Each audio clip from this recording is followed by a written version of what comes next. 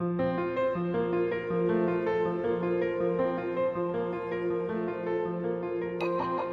is Inner Healing Paths podcast. Here we discuss the healing of the mind, body, soul, and spirit through a variety of different paths. We have emotional and spiritually minded conversations centering on ancestral healing, psychology, astrology, yoga, meditation, magic, and indigenous spiritual practices of the world. I am your host, Rosa Shetty, and I am so happy you are here. Welcome.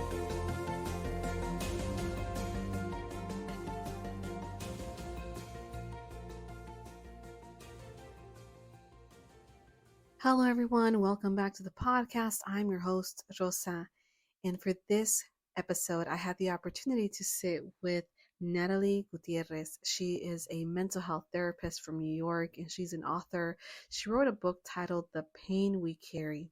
So she came on the podcast to talk about the process of writing this book, to talk about complex trauma, to talk about the legacy burdens, especially for Black, Indigenous people of color.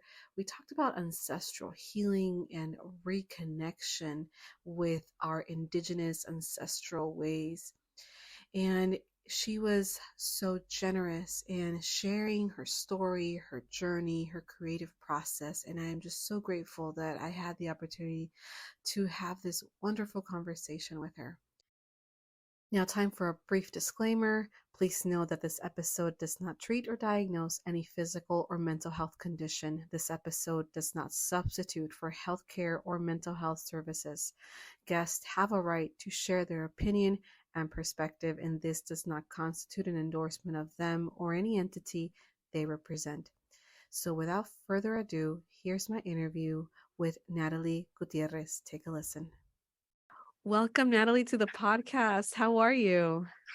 I'm doing great. Thank you for having me, Rosa. I appreciate it. Glad to be here. Yeah, no, of course. Thank you so much for being on and agreeing to be interviewed by me. I really, really appreciate it. And I'm so proud of you for doing this too. I'm just so Oh, proud that you're creating this podcast so that our communities can hear it and can continue to use it as support on their healing journey. So thank you. Thank you, Natalie. And I know we, just for the folks listening, Natalie and I met back in 2018. right, it was pre-pandemic, right? Yeah, it was 2018. It was, I think we were both getting started with our Instagram and posting, and we connected through that, and we just and then we met up one day in person, and then it feels like it was a whole other lifetime because then the pandemic hit, and I had a baby. Oh no, first I had a baby, and then the pandemic hit. Right. Yeah, so it feels like it's been a long time since we had a moment to catch up. Yeah. I'm just like, as you're speaking, going through that timeline, I'm like, was it really 2018? Yeah. A lot. Yeah. When we met up for lunch that day, I wasn't pregnant, I think. You were. I was pregnant. Okay. Yeah. I shared that with you, right? Okay. Yeah. See, I forgot. Yeah. I think it was early on in my pregnancy. I wasn't showing, right? Mm-hmm. At that point, no. I feel like maybe we have to go back to the pictures. I know. Oh my God. But it's been a long time. So it's so lovely to see you. And so much has been going on with you. But before we jump into all that, can you, for the folks that are not familiar with you and the work that you do, can you tell us a little bit about who you are, where you're from, and what work and healing work you put out in the world? Yeah, so my name is Natalie Gutierrez, and I'm a licensed marriage and family therapist in New York. It used to also be New York and New Jersey, but I don't live in New Jersey anymore, and I don't really see people in Jersey, so I let that license expire. So I'm a licensed marriage and family therapist in New York. I just want to name that is the ancestral land of the Lenape people. And I am a Boricua therapist. My focus and my work is really on complex trauma in Black, Indigenous, and people of color. Some which also carry other marginalized identities. And I just been working. I do a lot of work with folks that have complex trauma. I support folks with complex trauma, which include racial trauma, which include just all the attachment wounds, right? All the relational trauma, sexual trauma, betrayal trauma. And I've been doing that for about I 14 years now, since 2008. Um, and I'm also a certified internal family systems therapist, right? For those that are familiar, IFS. I do a lot of and just really understanding our inner world in terms of parts, right? Rather than just one thing, that we are a collective within, just as we are a collective outside.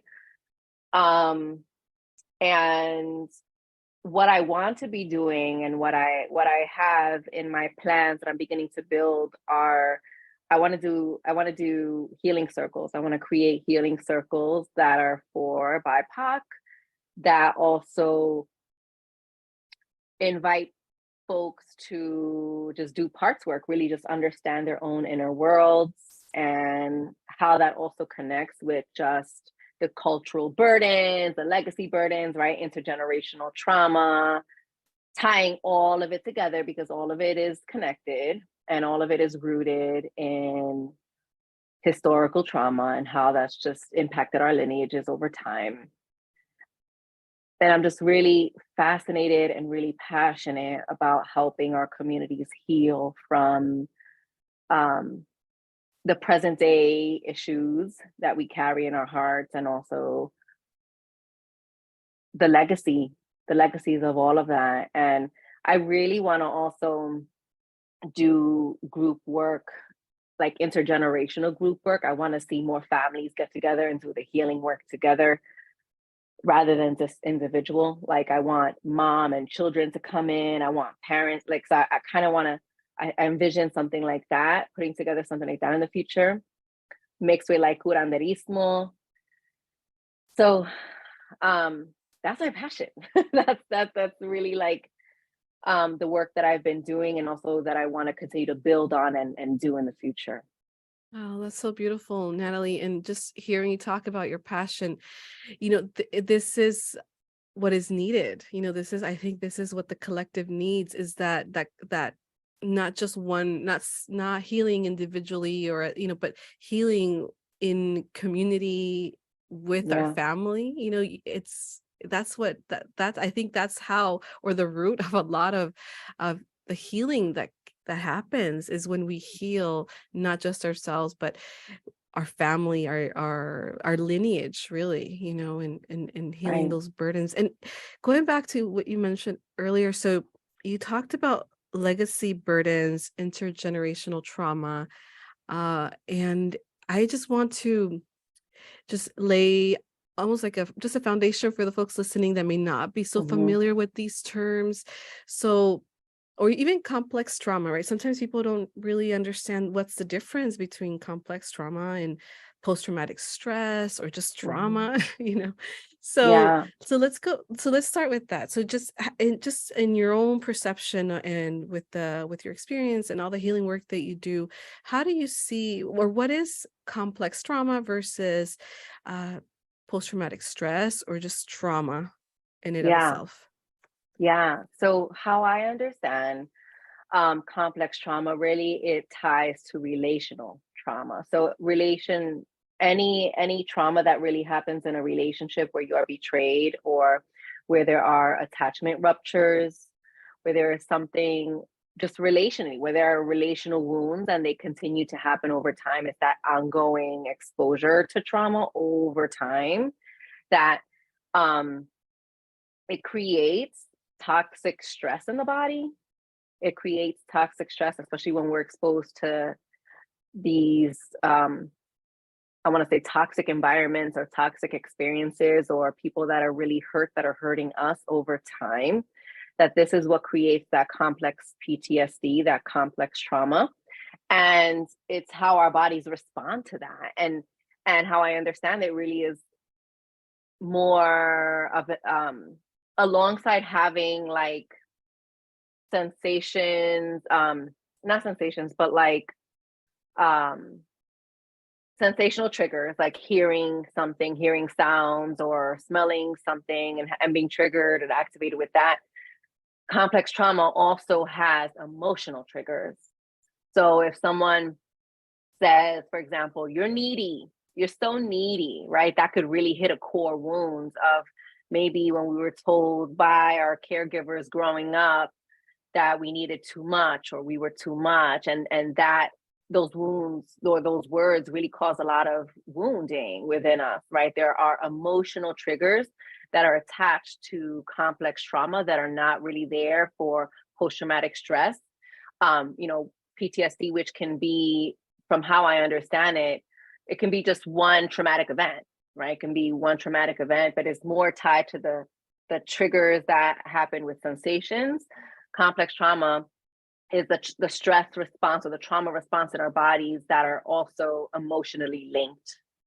Yeah, absolutely. The repetition of that, right? That's some key, Right, you know, the difference is like the how the frequency and the duration of a specific situation, right? right, Which, like you said, it could be anything from harsh words and right, to specific right. actions. Or I think Gabor Mate gave a very, he said I think he said something to the effect of what you didn't get, right? That what you should have Mm-hmm. received that you didn't get, attention, right? Or something like just receiving attention and love, you know, from a parent. Maybe you Yeah, got everything else, you right, got fed and you got sheltered, but you did not get affection and love, you know. right, It's more of that continuous disruption of that attachment, like you said, right. and repetitive actions that you Yeah, endured. Yeah. right. And one of the things that I love about your work, Natalie, is that you add another layer to it, which is seeing it from the perspective of what, on top of what we experience, right, is then what society has burdened, especially when I Right, say us, I mean specifically Black, Indigenous people of color, right. and that added layer. I feel that is one of the things that I think stands you out, you know, in terms of the work that you do, and of course the book, which we'll get into. But tell me a little bit about how you see that added layer that society puts on BIPOC Yeah, people. Yeah. yeah. So I feel like it's multi-layered in a sense that, you know, when you're going back to um, the the betrayal trauma or the attachment wounding, right? Like what our parents did or did not do, right?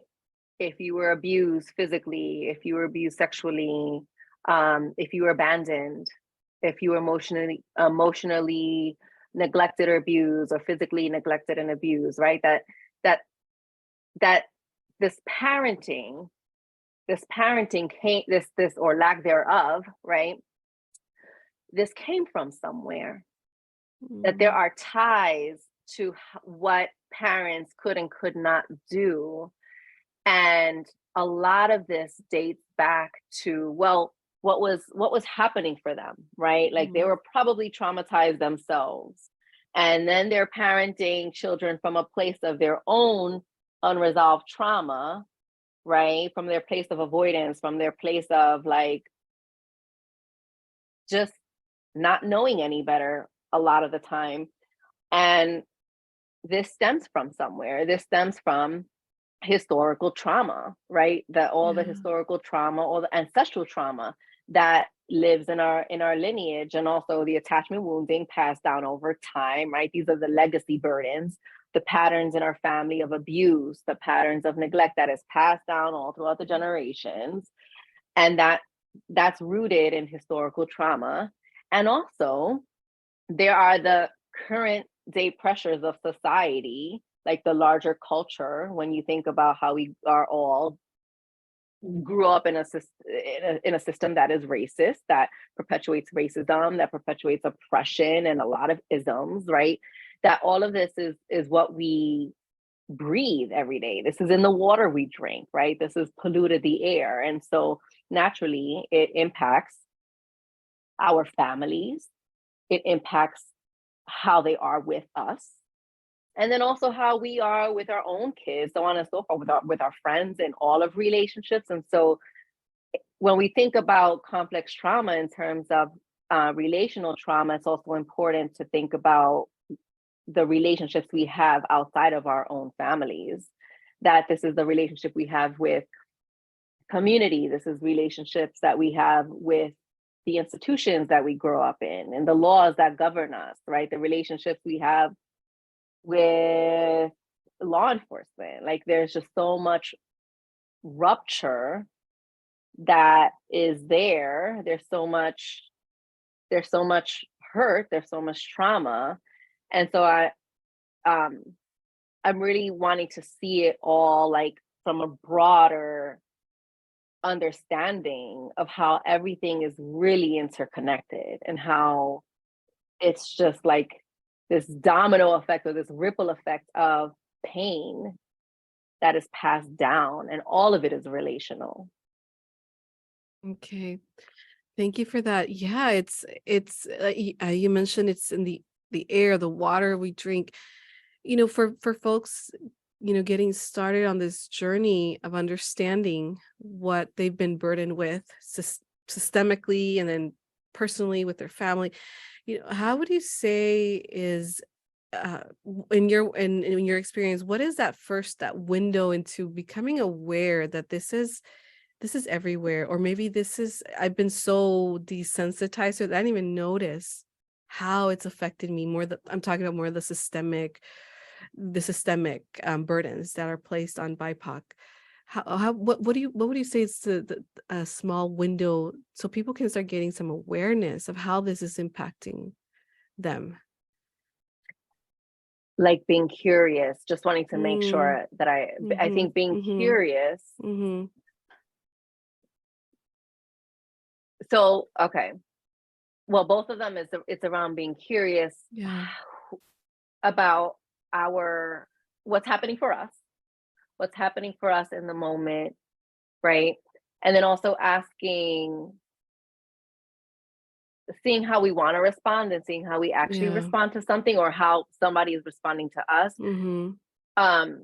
But being curious about our own response, being curious about our own thoughts, being curious about, is what I'm doing or is Mm-hmm. what I'm feeling or is what I'm thinking tied to something deeper than just my experience here, right? Is this is this a response or a reaction to something that is happening present day, which yes, and also is this deeper, does this go deeper? Absolutely. Yeah. And it might be, I know I'm looking as you're talking, I'm thinking back to how just my own journey and how I'm becoming more aware of how systemic racism, for example, right, has affected me.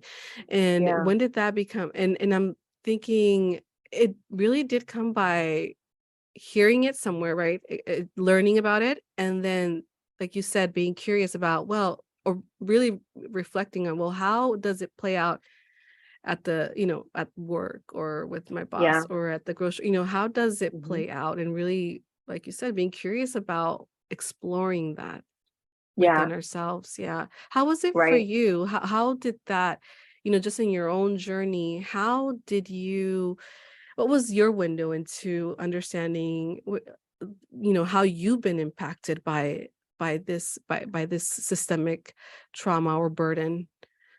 Yeah, I feel like I'm still doing it. I feel like there's so Yeah. many ways that I'm still learning there. I want to say the beginning, I'm thinking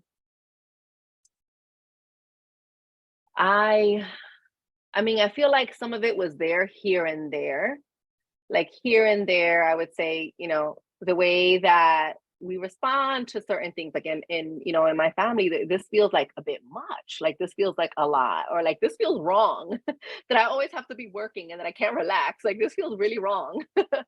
um, Wow. but then Yeah. being like, okay, but I guess I have to Mm. do, really just kind of internal that this internalized meritocracy of like, You know, Mm. I successful because I work hard, right? You're Wow. successful because Yeah. you work hard.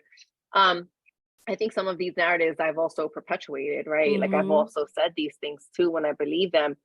But I really want to say like this journey started maybe when when I moved, when I started grad school in, well, actually, I want to say when I started grad school and I started to really think about the things that I had learned that I thought were part of my personality.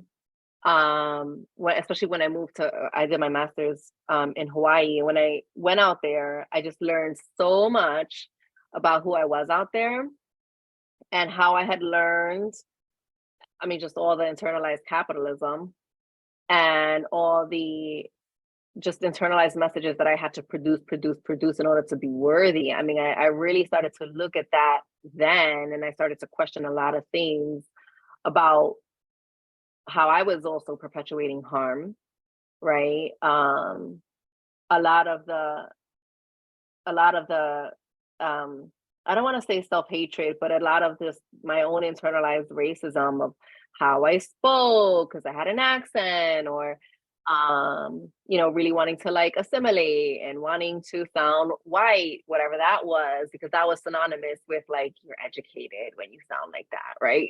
That's where I learned that. Well, no Right. one Yeah. actually said that to me. No one actually Yeah. sat me down and said, You but you just just know. knew. Yeah. Yeah, Yeah. exactly. You just Absolutely. know. Yeah. You pick up the cues, right? You pick up the cues in your environment that teach you that. So um I think it's been a really long journey. I've not arrived yet. I'm still learning about all the ways because it's just so intricate and it's so multi-layered in all the ways that we internalize all of the messaging from society, and also how we ourselves cause hurt with those same messages because we Absolutely. Oh don't my know goodness. better. Yes. Yeah. I think that's the biggest for me lately. It's been understanding how, just in my own life, how I've kind of continued that, right? Or at least Yeah. just mentally, how I kind of just certain privileges that we have that I have that I wasn't really aware of, but I benefited from, Yeah. just because, I mean, just talking about colorism, for example, in the, Right.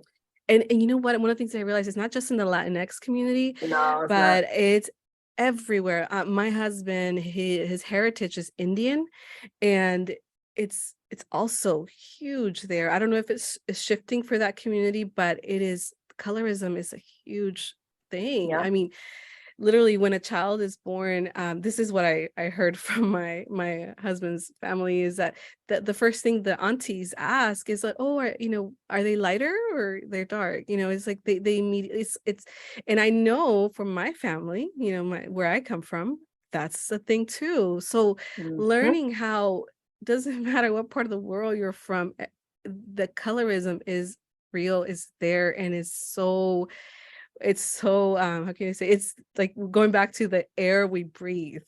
Yeah. We don't even think about it, right?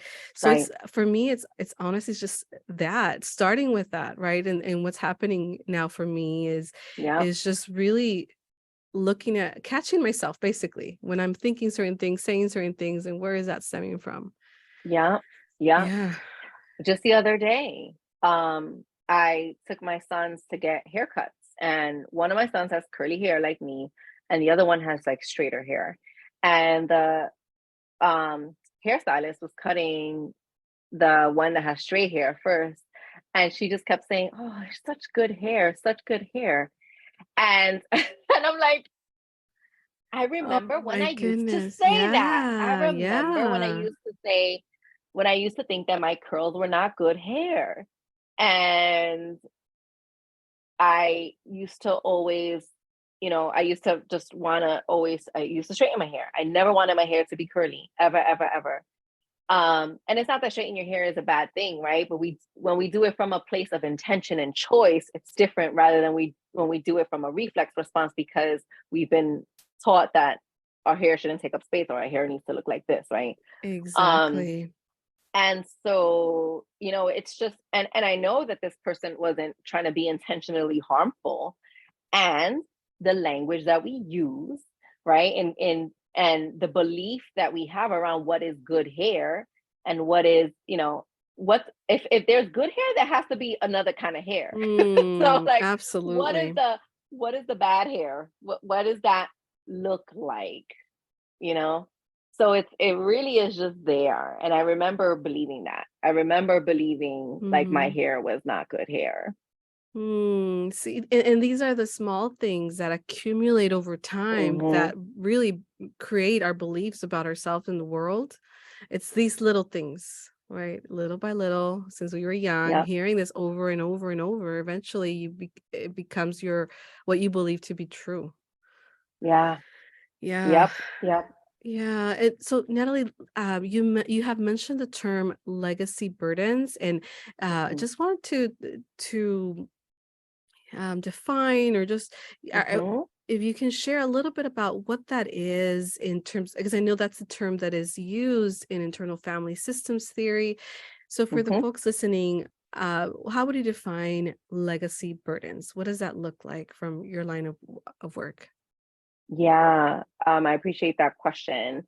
So legacy burdens is really the energies, the belief systems, all that we inherit from our family.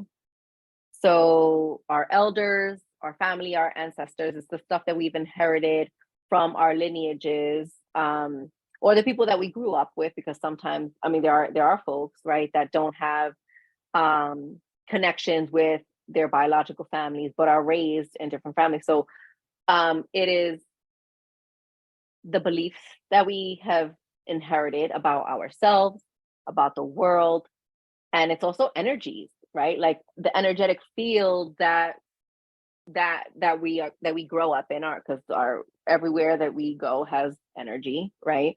Um, so, but it's also just energy that lives within us that maybe we don't have words for, but like what we were just talking about, like there doesn't have to be things explicitly stated for us to know, right? So it's the energies and the beliefs and all of that and the narratives that we inherit from family, that really weigh us down, that really hurt us, that really wound us. So that's where the burdens come in. So the legacy, right? It's what came before us within our lineage, within our family, within the people that we grew up in and ancestrally. And then there is the burden piece, which is the part that weighs us down, right? They're not the Mm, heirlooms that we inherit, right? They're not the gifts or the resources, but they are um, the stuff that really hurts us. absolutely. And I, I mean, correct me if I'm wrong, but we all have legacy burdens. We all have legacy resources, right? We all have Yeah, both. right, right. Unless you grow up in And a perfect family, which I don't, which I I don't don't think think that's it no one. exists, right? We all, even if it's not from our family, we all come from a specific lineage, and we've all, that's just the history of the world. Yeah, But we all have both, and I think it's important to understand that we have both, but we have we have a lot of resources too, that a lot of right, strength and resilience, and a lot right, of gifts that we got from our right, lineage. right. So in your work, how do you guide, folks to connect to those resources? How do you guide, or what would you say is at the start of reconnecting with that?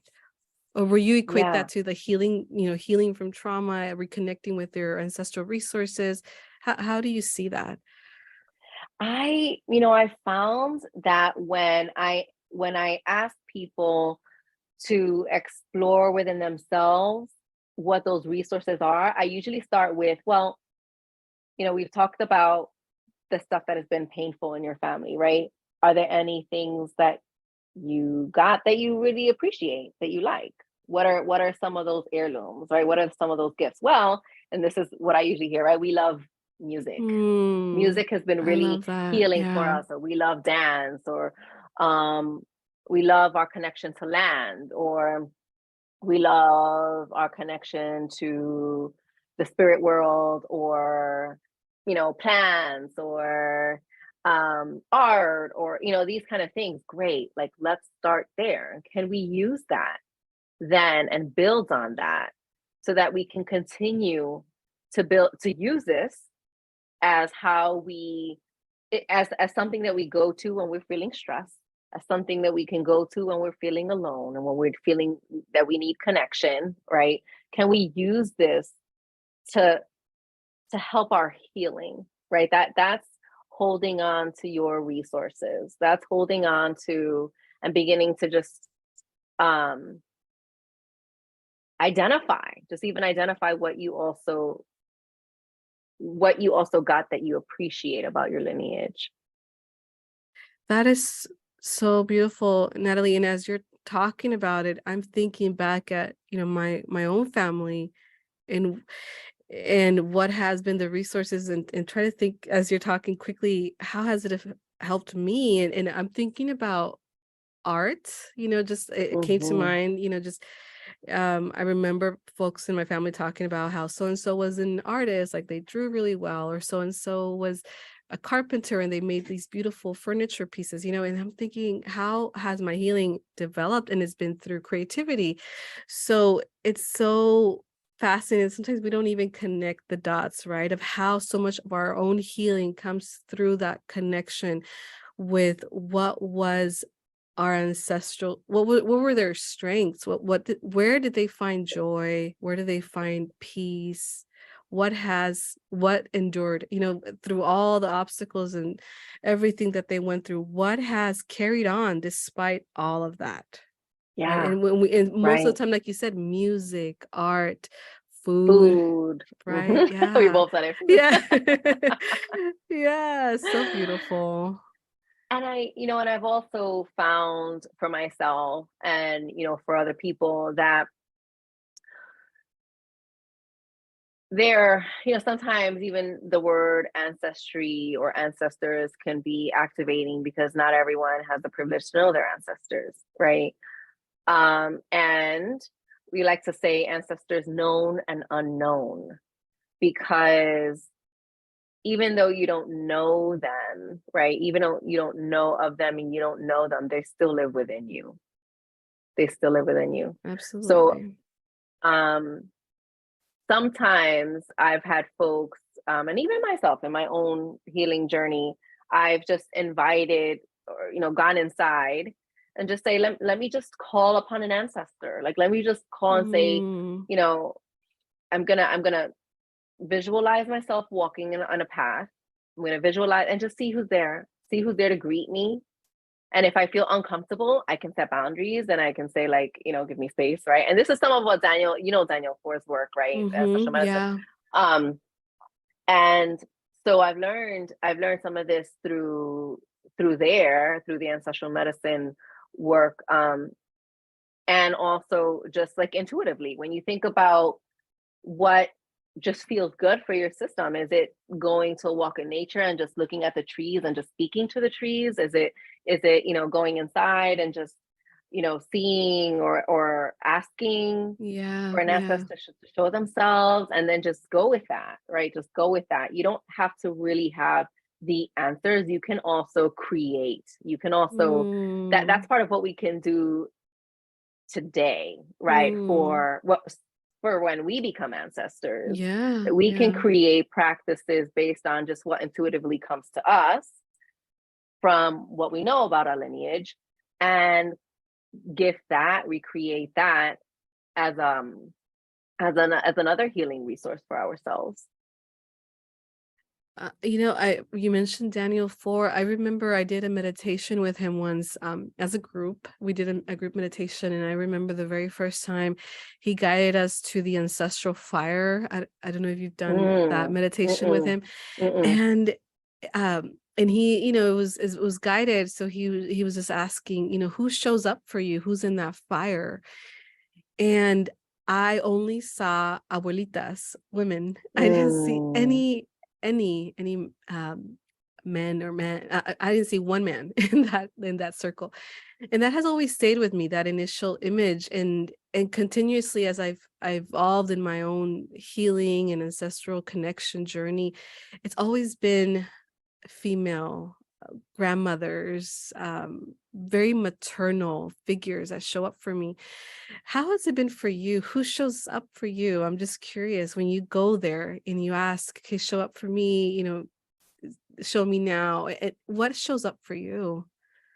Gosh, I really appreciate that question. Immediately, I'm closing my eyes, right? Because I to visualize. So there is this a masculine chief Oh. is the person that really shows up, and this Mm. person shows up really. He sh- he showed up in a lot of trainings that I was in Wow. when I was doing Yeah. IFS. Actually, when I started my level one, he shows up when I'm feeling ancestral rage. When I'm feeling Mm. rage that I know is not connected to something that necessarily has happened directly to me, but more of like if I'm feeling there's some, there's something racist happening in this Yeah. environment. Like I feel this inner fire. Like I feel like a heat. Wow. Yeah. And I always I see him there and he's always presented himself. So I've had several because there's also someone that comes along with him, but he is really the person that I'm most familiar with. And he's just really like embodies that ancestral rage. But he also comes with, I mean, there's a lot of people also surrounding him. Yeah. Has that practice for you evolved over time, or has it, I've heard from a lot of people where they're connected, but then they shut it away because they're scared, or they because of all the religious, right, programming that we've been part of. Or Yeah. have you always been open to those messages? I think it's been both for me. Um, is it fear? I think it's not so much fear of meeting them. It's more of like what could open that maybe I don't feel like I have enough um knowledge to close by myself. Um or it used to be what people would think of me. I think that's what it used to be back then. It's not that anymore at all. Um it's more of like, really wanting to pace myself so I'm not feeling so flooded and overwhelmed by other ancestors that might come in, maybe that are unwell, that are not well in spirit, right? That are more unwell. Um, and feeling like, oh my gosh, how am I gonna protect myself from that? But then also, as I say that, I also um feel connected with my own protective guides. So I know that they will be there. I know my spirit team will be there too. So Mm, it's kind of really just yeah. going through that journey Yeah, slowly. absolutely. And you know, I know for the folks listening, they might think like, what are they talking about? This is all, sounds very woo woo. But you know what? Yeah. One of the reasons why I love internal family systems theory is because there's space for this. There's Right. space to connect with our ancestral wisdom, and it allows for us to be able to use our creativity to help to connect with that ancestral wisdom, and to also heal from what we're Hmm. going through now, which I think is beautiful. And whether you believe in it. Rosa, I don't hear you anymore.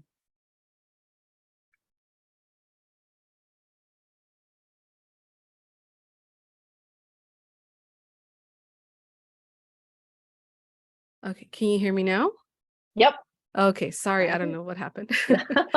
What was I saying right before it cut off? You were saying that, Yeah. and yeah.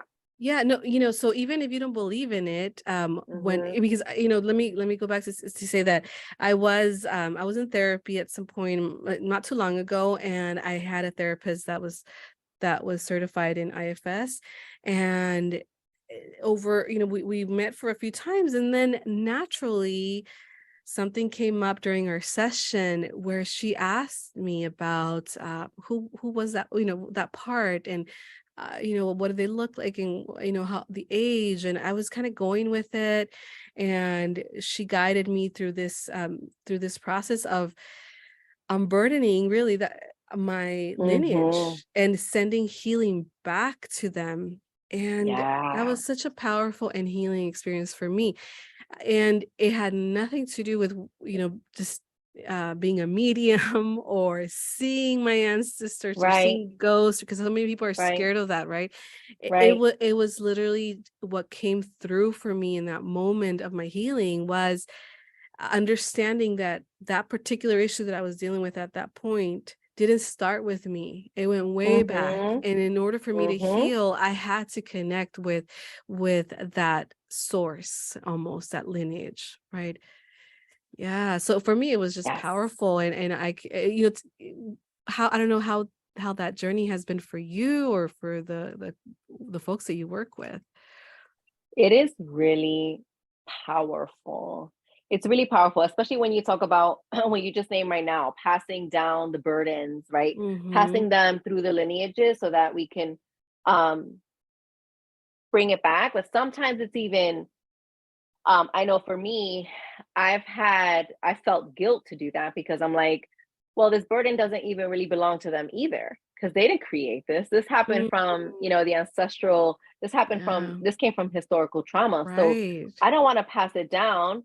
Could we all just collaborate on how we want to do this together? And it can be um releasing these burdens, right? Again, releasing these energies that we've taken on or the beliefs about ourselves or about our lineage and all of that stuff, releasing it to the elements, right? How do I want to release Mm, it? yeah. Do I want to release it to the fire? Do I want to like rip it up and put it in the air or dig it in the ground, right? How do we compost this? How do we compost it Love so that. that we are, when they say making lemons out of lemonade, but how do we compost it in a way where we are growing and becoming something even stronger? I'm just thinking about Mm, that Mexican proverb, right? That says they tried to bury us, but they didn't know we were seeds. yeah, yeah, yeah. And and for the folks listening, there's a whole chapter in your book about this. Right? Yes, and Yeah. it's lovely. I Yeah. read it and it just resonates so deeply because it is so intuitive. If we're open to it, Yeah. we realize or you can realize how natural it is Right. to be able to connect to this wisdom because like you Right. said, it's part of nature. Right. Right. Yeah. And we all have ancestors. We all came from Yeah, somewhere. absolutely, absolutely, and they live on through us, right? Through Right. our DNA and just our presence here. It's an expression of them. Right. Yeah. Right. Natalie, let's go. So I want to talk about your book and tell me, how was the process of writing The Pain We Carry and writing this book? How was this for you as a writer Mm. and on your own? Because you mentioned you're still very much healing from a lot of these things that you discussed.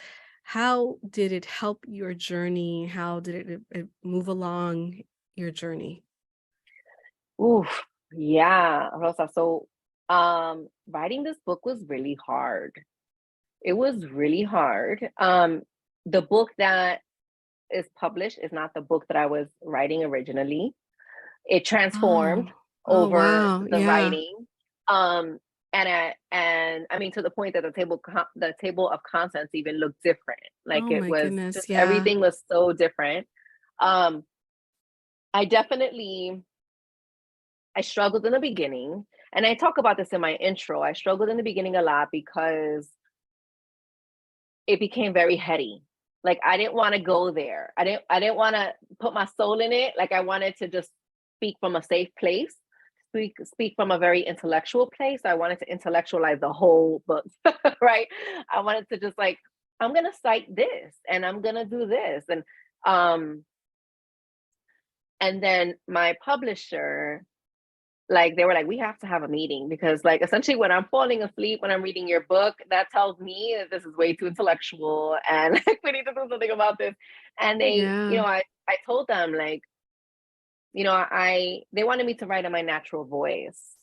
And that was the very first time that anyone has ever said, we want your natural voice to be included in this. Because usually it's you Yeah. write too casual, you da da da da da, like Mm. it's always a criticism about how I Yeah, speak, my accent, absolutely. my Yeah. this, my that, right? So you always, Mm, again, because I have this yeah. internalized racism, and Yeah. I've learned to assimilate that, or I've learned that the goal is assimilation, that I had to write a certain way. And so I was like, trying to put all the big words into the book and all that.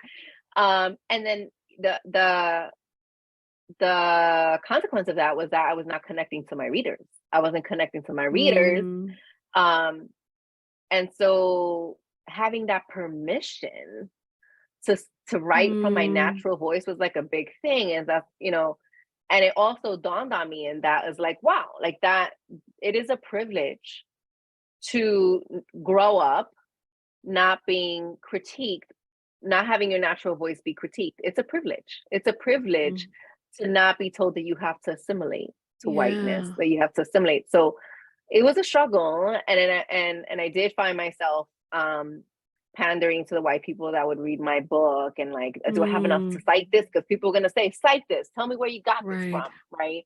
Um, and so I found myself doing that in the beginning, and so I talk about it in my intro, and I talk about like white supremacy. That is the insidiousness of white supremacy culture, that it made its way into my book for BIPOC, right? That it Mm, made that a book that was supposed to be centering the lived experiences of the global majority is having me write from a place where I can't even connect. So having that conversation with my publisher became a really pivotal moment for me. And then I started writing from my natural voice, even cusses here and there, and really just writing as if I was speaking to someone across the room, and we were just having a conversation, individually, about just what they were holding, and just, suggestions that maybe I had about that, or just witnessing. Like I really wanted this book to be about people feeling witnessed, having their pain feel witnessed, because I think so much of our lives we are waking up and going to sleep feeling so unseen and unwitnessed, even by ourselves, right? Like we don't see ourselves, right? We avoid all of that. So I really wanted this book to be a witnessing yeah. of that. Well, yeah. Well, thank you for sharing that, and I think it comes through in terms of your voice. When I was reading it, I know how you talk, and I hear you, and I heard your voice through it, and Mm, and I appreciate it meaningful. too. How even though I'm a therapist, and even though I understand certain concepts, the way you explained it just makes it so much more relatable. Like I can Mm, actually see it play out in my life, versus just reading like a definition, a scholarly or academic definition of a specific yeah. term. You share very scholarly academic concepts, but in a way that is relatable for everyone. And one of the things, I don't know where I heard this, but someone someone I think I was on Oprah or somewhere, I heard that the way you know if someone truly knows what they're talking about is if they can simplify it, right? Mm-hmm. If people don't understand what you're saying, then that means that you don't really understand what you're saying, Right, right? right. So I I got that from your book, and I really appreciated that. Yeah. Thanks so So much. Thanks yeah, so thank much. you That for means a lot to putting it out. me. Yeah, thank you for putting it out. And I'm just curious, what was your original vision for the book? Because you said you had a different a different table of contents. What was your original book about? There were two different table of content. And so the first one was just a book in general, because I was asked to write a book about complex trauma. So I said, okay, here are Hmm. all the things complex trauma.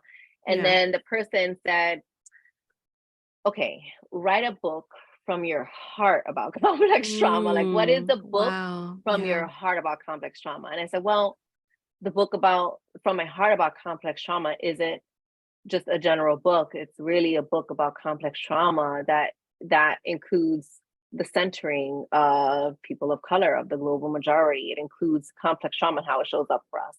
And then they said, okay, write that. And so that's how that book came to be. And I'm really appreciative that, the editor gave me that question, because anything that I would have written differently would have not been from my heart. This was really like what feels so important and sacred to me. Yeah, no, absolutely. And it's wonderful. I loved it, and I recommend everyone listening Thank to you. get Thank a you. copy of your book. And it's sold Thank you. everywhere, right? Wherever Yeah. books are sold. Mm-hmm. Yeah, yeah, Mm-hmm. wonderful. Uh, Natalie, for the folks that would love to get to know more about you and your work, how can people find you, and how can they learn about how to work with you, either through groups or through, Mm-hmm. whatever you're offering online? How can they find you? I think the easiest way for folks to find me is through Instagram, because that's really the only social media that I have at the moment, which is my IG handle is at Natalie Gutierrez LMFT. And then they can also find me on my website,